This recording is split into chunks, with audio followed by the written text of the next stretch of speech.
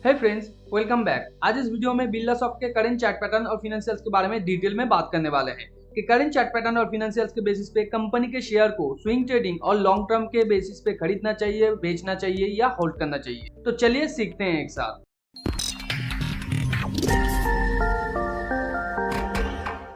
तो जैसे कि आप लोग जानते हैं, बिरला सॉफ्ट के बारे में कुछ दिन पहले ही मैंने वीडियो बनाया था, यानी 27 जुलाई को, जहां पे मैंने कंपनी के शेयर को 406 के आसपास खरीदने को बोला था और उसका टारगेट जो है 485 के आसपास रखने के लिए बोला था। मगर 15 अगस्त को मैंने इसका टारगेट रिवाइज किया और 469.30 के आसपास इसका टारगेट रखने को बोला था। और आज ही के दिन इसका टारगेट भी मीट हो चुका है और आप देख सकते हैं बहुत सारे कंपनीज का टारगेट ऑलरेडी मीट हो चुका है और बहुत सारा स्टॉक पहले से ही मैंने बता दिया है किसके अंदर आपको फोर्सफुली मैनुअल क्लोज करना है, क्योंकि वो स्टॉक आने वाले टाइम पे गिर भी सकता है। तो यहाँ पे टाइम टू टाइम आप लोगों को अपडेट किया जाता है, हर एक स्टॉक को बारीकी से मैं हर एक दिन यहाँ पे एनालिसिस करता हूँ और अपडेट करता हूँ। तो आप भी चाहते हैं इस चार्ट को एक्सेस करना, तो आप टेलीग्राम चैनल को जाके ज्वाइन करिए। टेलीग्राम चैनल पे इस चार्ट का लिंक दिया हुआ है, वहां पे आप लाइव देख सकते हैं। अगर मैं यहाँ पे कोई भी चेंजेस करता हूँ तो वहां पे भी रिफ्लेक्ट हो जाएगा लाइव। तो अभी बात करते हैं बिरला सॉफ्ट के करंट चार्ट पैटर्न के बारे में। जैसे कि आप स्क्रीन पे देख सकते हैं,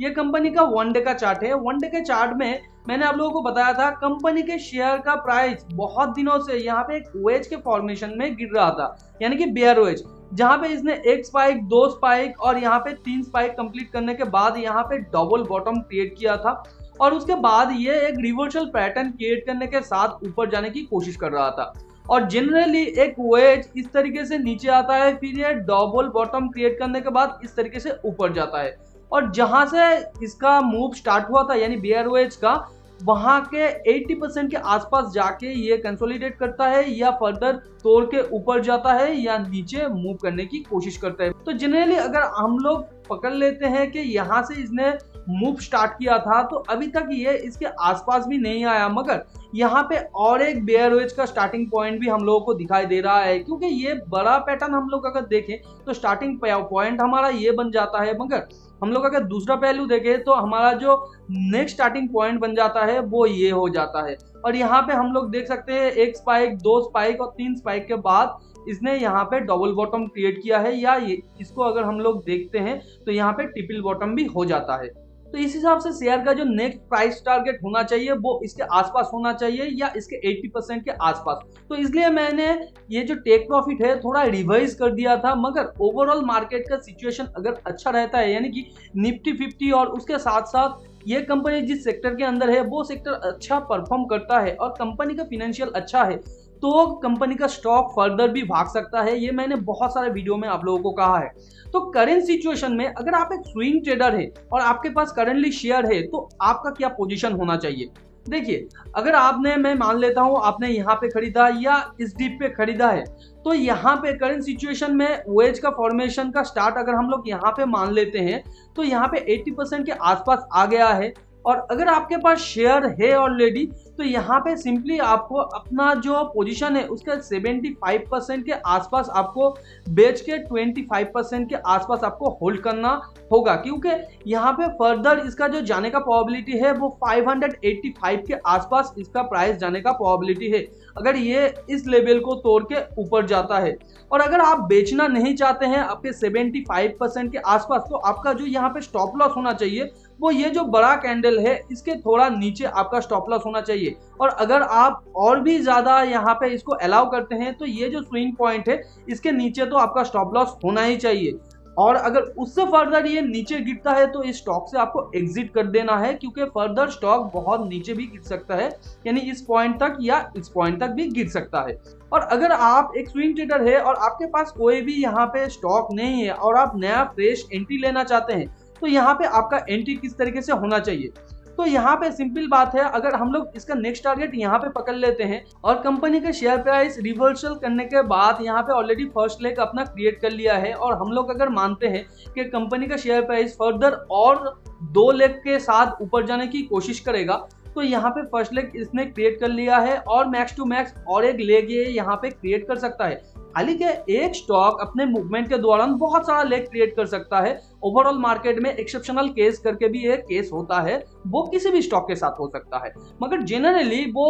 2 स्पाइक या 3 स्पाइक के साथ जाता है और जनरली 3 स्पाइक का फॉर्मेशन या 4 स्पाइक का फॉर्मेशन भी 2 स्पाइक का फॉर्मेशन ही होता है। तो अगर हम लोग यहाँ पे इसे फर्स्ट स्पाइक मान लेते हैं तो नेक्स्ट स्पाइक इसका ये है और इसका जो जाने का प्रोबेबिलिटी है वो यहाँ तक है और उसके बाद वो फर्दर इस तरीके से थोड़ा सा कंसोलिडेट करने की कोशिश करेगा और इस कंसोलिडेशन पीरियड को तोड़ के जब वो फर्दर ऊपर ब्रेकआउट करने की कोशिश करेगा तो तब आपको नया फ्रेश पोजीशन लेना है स्विंग ट्रेडिंग के लिए। और अगर आप इसके अंदर ऑलरेडी स्विंग ट्रेडिंग पोजीशन लेके रखे हैं तो मैंने ऑलरेडी बता दिया है, आप इसे होल्ड कर सकते हैं फर्दर अपना जो स्टॉप लॉस है उसे थोड़ा टाइट करके, क्योंकि फर्दर इसका जो ये पॉइंट है यानी 500 का पॉइंट है ये थोड़ा टाइट पॉइंट है, इसे तोड़ के अगर ऊपर जाके सस्टेन करता है तो यहाँ पे फर्दर इसका मूव ये 585 के आसपास भी जा सकता है। अगर आप एक इन्वेस्टर हैं तो अभी मैं आपके लिए बात करूंगा, कंपनी का स्टॉक बहुत ही अच्छा है और अभी तो ये अच्छा खासा ट्रेंड के अंदर है।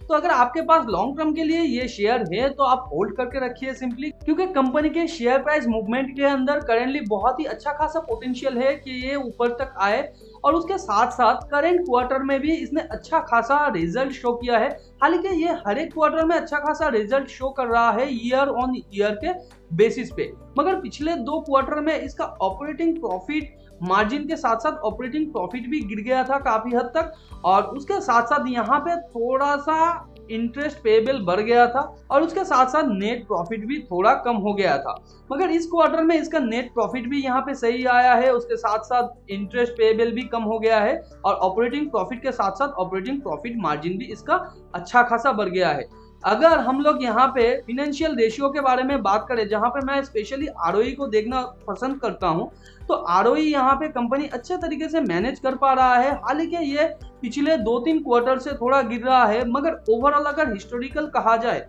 तो 5 साल में ये ऑन एन एवरेज अपने हिस्ट्री के आसपास ही है। पिछले 3 साल में 4.5% के हिसाब से ये बढ़ा है। कंपनी के अंदर जो डेट टू इक्विटी है वो काफी हद तक कम है या आप कह सकते हैं नियर टू जीरो है। और अगर कंपनी के हम लोग एनुअल रिजल्ट को देखें तो ईयर ऑन ईयर कंपनी अच्छे तरीके से ग्रो कर रहा है, जो 5 साल की सीएजीआर में 16.2% के हिसाब से ग्रो कर रहा है और उसके साथ साथ ऑपरेटिंग प्रॉफिट मार्जिन भी 12.9% के हिसाब से ग्रो कर रहा है और नेट प्रॉफिट यहाँ पे 5.6% के हिसाब से ग्रो कर रहा है। हालांकि पिछले साल में ये थोड़ा गिर गया था, मगर ओवरऑल कंपनी के नेट प्रॉफिट के बारे में कहा जाए तो ये अप ट्रेंड के अंदर है। तो कंपनी के अंदर अच्छा खासा पोटेंशियल है, फ्यूचर में कंपनी और भी अच्छा कर सकता है अगर रेवेन्यू ग्रो करता है और उसके साथ साथ operating profit net profit grow करता है। आपके पास अगर कंपनी का शेयर लॉन्ग टर्म के लिए है आप सिंपली होल्ड कीजिए। तो इस तरीके का डिटेल एनालिसिस अगर आप किसी और कंपनी के बारे में चाहते हैं तो नीचे कमेंट में आप जरूर लिख सकते हैं, मैं उसके ऊपर भी वीडियो बनाने की पूरी कोशिश करूंगा। टेलीग्राम चैनल को ज्वाइन नहीं किया है तो जाके ज्वाइन कर लीजिए, क्योंकि बहुत सारा स्विंग ट्रेडिंग का अपॉर्चुनिटी हम लोग लाते रहते हैं, वहां पे अपडेट कंटिन्यूअसली हो रहा है। तो अभी जाके टेलीग्राम चैनल को ज्वाइन करके वो एक्सेल सीट अब लाइव ट्रैक करते रहिए। वीडियो अगर नॉलेजेबल लगा तो वीडियो को लाइक एंड शेयर कीजिए अपने उन फ्रेंड्स एंड फैमिली के साथ जो फाइनेंस और स्टॉक मार्केट में इंटरेस्ट रखते हैं। चैनल पे नया है तो चैनल को सब्सक्राइब करके बाजू में जो बेल आइकन है उसे भी हिट कर दीजिए ताकि नए वीडियो को नोटिफिकेशन आप लोगों को तुरंत मिल सके। मिलते हैं अगले वीडियो पर, तब तक के लिए अपना बहुत ज्यादा ध्यान रखिए। Thanks for watching and happy investing.